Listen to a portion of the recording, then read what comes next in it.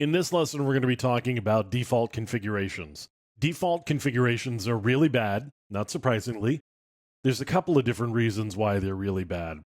Now, you can see here I'm in a DDWRT access point that I've actually done a complete reset on. And it says your router is currently not protected and uses an unsafe default username and password combination. So, what is the username and password for DDWRT? And let me do a default password here. So this is the FAQ for DDWRT.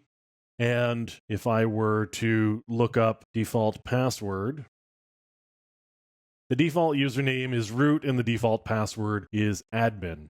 So there are a number of websites actually that will give you default username and passwords. And here is one for example. If I select, let's just say Belkin, just because it's the first one there, I can look at any of these models and you can see usernames and passwords for them.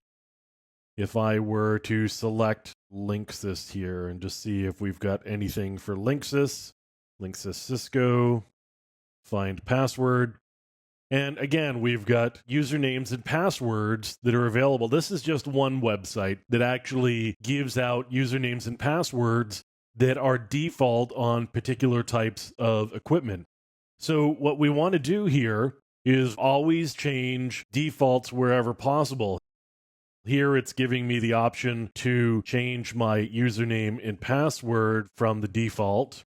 And I can select change password there. Now we've also got a default SSID, and I actually want to change this. Not that there's necessarily anything wrong with a default SSID as long as you are changing things like username and password, because if somebody runs across a default SSID, it doesn't necessarily give them anything.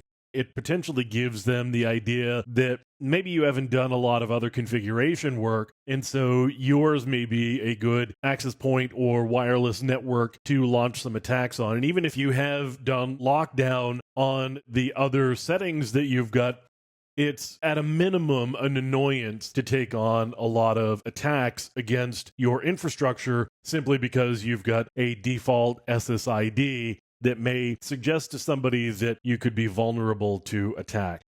So default usernames, default passwords, default configurations in almost any manner are really a bad idea. You should change as many of the default settings as you can. Certainly when it comes to usernames, passwords, any sort of password or keying material should really be changed before you use it at all or connect it to anywhere that somebody else can get access to it. You really want to make sure you change all of those settings.